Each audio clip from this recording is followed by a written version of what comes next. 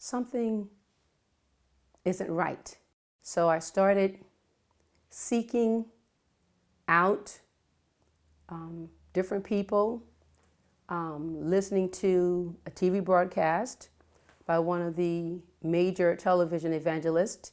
He had a special on about human trafficking. And when he identified the behaviors, is when I realized, oh my God, that is my situation.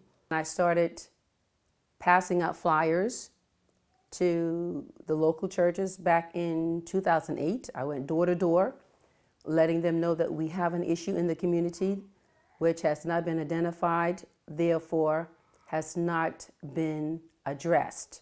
A few churches listened. Apparently they were a little bit more aware. Middle school students are definitely being targeted because at that age, they are still very naive, very impressionable. They're trusting the adults who promise glamour. They're keeping them sworn to secrecy. So by the time the parents find out, they're so far in it and they've been intimidated, threatened, the family threatened. They are living in a world of darkness with no hope. I felt they know how to navigate the system.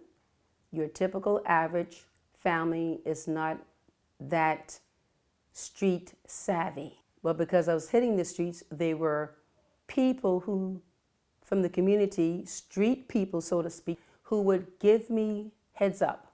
I'm more than appreciative to those from the streets that have helped me identify places where my daughter would have been kept against her will, lured into an area and then drugged and then kept there against her will. Basically, it's old school word, pimping.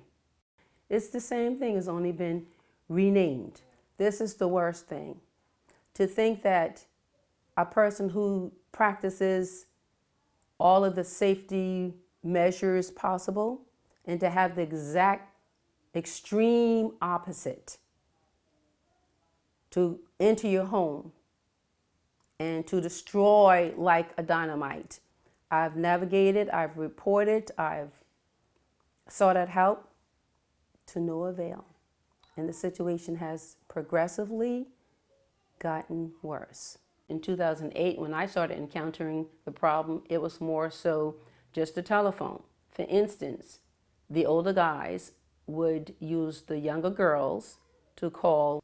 When I answered the phone, it was a young child's voice.